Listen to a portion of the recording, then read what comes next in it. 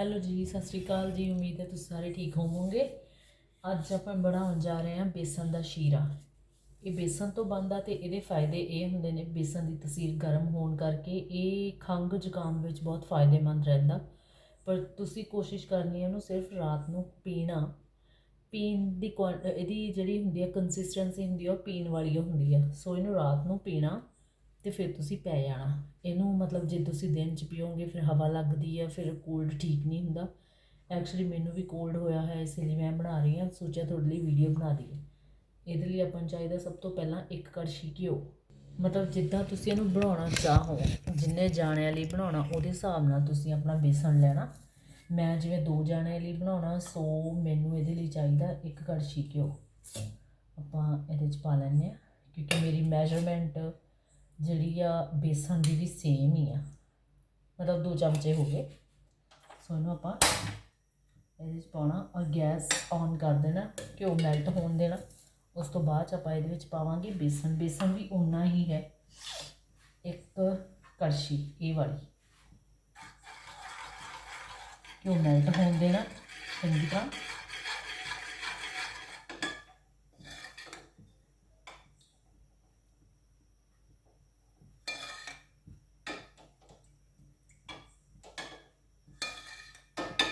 ਘਿਓ ਮੈਲਟ ਹੋ ਗਿਆ, ਇਹਦੇ ਵਿੱਚ ਹੁਣ ਆਪਾਂ ਇਹ ਪਾ ਦਾਂਗੇ ਬੇਸਣ ਔਰ ਇਹਨੂੰ ਸਲੋ ਫਲੇਮ 'ਤੇ ਤੁਸੀਂ ਚੰਗੀ ਤਰ੍ਹਾਂ ਭੁੰਨਣਾ। ਫਲੇਮ ਥੋੜ੍ਹੀ ਸਲੋ ਕਰ ਲੈਣੀ ਹੈ, ਸੋਹਣੀ ਖੁਸ਼ਬੂ ਆਉਣ ਤੱਕ ਤੁਸੀਂ ਇਹਨੂੰ ਭੁੰਨਣਾ।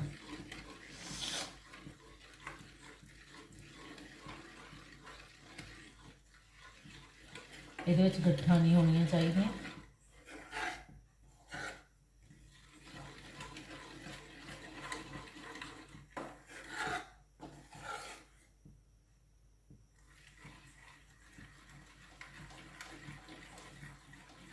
ਇਹਨੂੰ 4-5 ਮਿੰਟ ਲੱਗ ਜਾਣਗੇ ਇਹਨੂੰ ਇੱਦਾਂ ਭੁੰਨਦੇ, ਕਿਉਂਕਿ ਫਲੇਮ ਸਲੋ ਆ।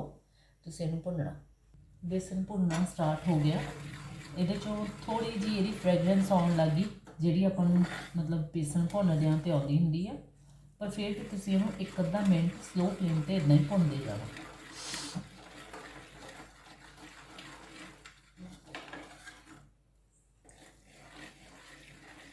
ਔਰ ਤੁਸੀਂ ਇਹਨੂੰ ਜਦੋਂ ਵੀ ਪੀਣਾ ਗਰਮ ਗਰਮ ਪੀਣਾ, ਇਹ ਨਹੀਂ ਕਿ ਇਹਨੂੰ ਠੰਡਾ ਕਰ ਲੈਣਾ। ਜੇ ਠੰਡਾ ਹੋ ਗਿਆ ਤਾਂ ਇਹਨੂੰ ਫਿਰ ਗਰਮ ਕਰ ਲੈਣਾ। ਅਤੇ ਤੁਸੀਂ ਇਹਨੂੰ ਇੰਨਾ ਕੁ ਗਰਮ ਪੀਣਾ ਜਿੱਦਾਂ ਆਪਾਂ ਚਾਹ ਪੀਂਦੇ ਹਾਂ, ਸਿਪ ਸਿਪ ਕਰਕੇ।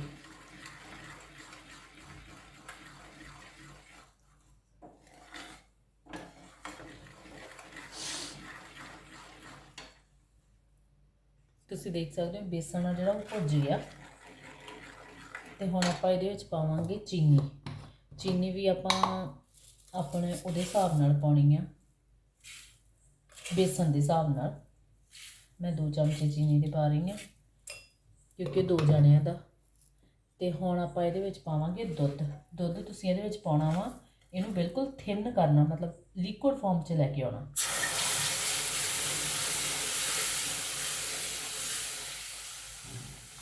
ਇੱਦਾਂ। ਅਤੇ ਇਹਨੂੰ ਗੈਸ ਤੇਜ਼ ਕਰ ਦੇਣਾ ਅਤੇ ਇਹਨੂੰ ਆਪਾਂ ਮਿਕਸ ਕਰਨਾ ਔਰ ਇਹਨੂੰ ਬੋਇਲ ਆਉਣ ਦੇਣਾ।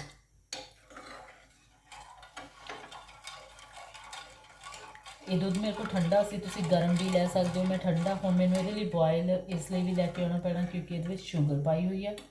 ਪਰ ਵੈਸੇ ਵੀ ਜੇ ਤੁਸੀਂ ਗਰਮ ਦੁੱਧ ਵੀ ਪਾ ਰਹੇ ਹੋ ਫਿਰ ਵੀ ਇਹਦੇ 'ਚ 1 ਬੋਇਲ ਦੇਣਾ, ਤਾਂ ਕਿ ਇਹ ਥੋੜ੍ਹਾ ਇਹਨੂੰ ਸੂਪੀ ਕੰਸਿਸਟੈਂਸੀ 'ਚ ਆ ਜਾਵੇ। ਜਿੱਦਾਂ ਹੁਣ ਇਹ ਲਿਕੁਇਡ ਦੇ ਵਿੱਚ ਆ, ਇਹਨੂੰ ਇੱਦਾਂ ਵੀ ਪੀ ਸਕਦੇ ਹੋ ਇਸ ਕੰਸਿਸਟੈਂਸੀ 'ਚ ਵੀ, ਅਤੇ ਇਹਦੋਂ ਥੋੜ੍ਹਾ ਥਿੱਕ ਹੋਵੇ ਤਾਂ ਜ਼ਿਆਦਾ ਬੈਟਰ ਹੈ। ਜਿੱਦਾਂ ਠੰਡ ਦਾ ਮੌਸਮ ਆ, ਤੁਸੀਂ ਬੱਚਿਆਂ ਨੂੰ ਵੀ ਪਿਲਾ ਕੇ ਸਵਾ ਸਕਦੇ ਹੋ। ਇਹਦੇ ਨਾਲ ਫਿਰ ਥੋੜ੍ਹੀ ਦੇਰ ਬਾਅਦ ਤੁਹਾਨੂੰ ਗਰਮੀ ਆਉਂਦੀ ਆ ਅਤੇ ਫਿਰ ਤੁਹਾਡਾ ਕੋਲਡ ਵਗੈਰਾ ਠੀਕ ਹੁੰਦਾ। ਇਹ ਤੁਸੀਂ ਦੇਖ ਸਕਦੇ ਹੋ ਹੁਣ ਇਹਨੂੰ ਬੋਇਲ ਆਉਣਾ ਸਟਾਰਟ ਹੋ ਗਿਆ ਅਤੇ ਇਹਦੀ ਕੰਸਿਸਟੈਂਸੀ ਅੱਗੇ ਨਾਲੋਂ ਥਿੱਕ ਹੋ ਗਈ। ਅਤੇ ਹੁਣ ਆਪਾਂ ਇਹਨੂੰ ਪਾਵਾਂਗੇ ਕੱਪ ਦੇ ਵਿੱਚ। ਤੁਸੀਂ ਇਹਨੂੰ ਪੁਣਨਾ ਨਹੀਂ ਹੈਗਾ ਬਿਲਕੁਲ ਵੀ। ਗੈਸ ਆਪਾਂ ਬੰਦ ਕਰਤਾ ਅਤੇ ਹੁਣ ਆਪਾਂ ਇਹਨੂੰ ਕੱਪ 'ਚ ਪਾਵਾਂਗੇ। ਇਸੇ ਕੰਸਿਸਟੈਂਸੀ ਦੇ ਵਿੱਚ ਤੁਸੀਂ ਇਹਨੂੰ ਪਾਉਣਾ ਅਤੇ ਬਿਨਾਂ ਪੁਣੇ ਪਾਉਣਾ, ਅਤੇ ਇੱਦਾਂ ਹੀ ਤੁਸੀਂ ਇਹਨੂੰ ਪੀਣਾ।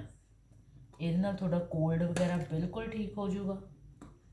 ਇੱਕ ਦੋ ਦਿਨ ਤੁਸੀਂ ਇਹਨੂੰ ਪੀਓ, ਪਰ ਪੀਣਾ ਤੁਸੀਂ ਇਹਨੂੰ ਰਾਤ ਨੂੰ ਜਾਂ ਡੇ ਟਾਈਮ ਨਹੀਂ ਪੀਣਾ। ਡੇ ਟਾਈਮ ਇਹਦੇ 'ਚ ਹਵਾ ਲੱਗ ਜਾਂਦੀ ਹੈ। ਇੱਦਾਂ ਹੀ ਆਪਾਂ ਦੂਸਰੇ ਕੱਪ 'ਚ ਕੱਢ ਲਾਂਗੇ। ਇਹ ਦੇਖੋ, ਇਹ ਇੱਦਾਂ ਦਾ ਬਣਿਆ। ਇਹਨੂੰ ਤੁਸੀਂ ਇਸੇ ਕੰਸਿਸਟੈਂਸੀ 'ਚ ਪੀਣਾ ਅਤੇ ਗਰਮ ਗਰਮ ਪੀਣਾ। ਇਹ ਬੱਚਿਆਂ ਲਈ, ਬਜ਼ੁਰਗਾਂ ਲਈ, ਸਾਰਿਆਂ ਲਈ ਬਹੁਤ ਫਾਇਦੇਮੰਦ ਆ। ਕੋਲਡ ਹੋਵੇ, ਕਫ ਹੋਵੇ, 2-3 ਦਿਨ ਤੁਸੀਂ ਇਹਨੂੰ ਇਸੇ ਤਰ੍ਹਾਂ ਬਣਾ ਕੇ ਪੀਓ ਅਤੇ ਕੋਲਡ ਕਫ ਬਿਲਕੁਲ ਠੀਕ ਹੋ ਜਾਏਗਾ, ਕਿਉਂਕਿ ਬੱਚੇ ਨੇ ਜਿਹੜੇ ਦਵਾਈਆਂ ਨਹੀਂ ਖਾਂਦੇ, ਸੋ ਉਹਨਾਂ ਲਈ ਇਹ ਬੈਨੀਫਿਸ਼ੀਅਲ ਆ। ਸੋ ਜੇ ਮੇਰੀ ਵੀਡੀਓ ਤੁਹਾਨੂੰ ਵਧੀਆ ਲੱਗੀ ਤਾਂ ਮੇਰੀ ਵੀਡੀਓ ਨੂੰ ਲਾਈਕ, ਸ਼ੇਅਰ ਅਤੇ ਸਬਸਕ੍ਰਾਈਬ ਜ਼ਰੂਰ ਕਰਿਓ। ਥੈਂਕ ਯੂ ਸੋ ਮੱਚ ਮੇਰੀ ਵੀਡੀਓ ਦੇਖਣ ਦੇ ਲਈ। ਇਹ ਵੀਡੀਓ ਬਹੁਤ ਛੋਟੀ ਬਣੀ ਆ ਕਿਉਂਕਿ ਇਹਦੀ ਰੈਸਪੀ ਬਹੁਤ ਈਜ਼ੀ ਸੀਗੀ। ਕਿਸੇ ਦਿਨ ਆਪਾਂ ਬਣਾਵਾਂਗੇ ਗੋਲਡਨ ਮਿਲਕ, ਜਿਹੜਾ ਆਪਣੇ ਜੁਆਇੰਟ ਪੇਨ ਲਈ ਜਾਂ ਜਿਨ੍ਹਾਂ ਨੂੰ ਨੀਂਦ ਨਹੀਂ ਆਉਂਦੀ ਉਹਨਾਂ ਲਈ, ਮਤਲਬ ਇੱਦਾਂ ਦੀ ਰੈਮਡੀਜ਼ ਪਾ ਕੇ।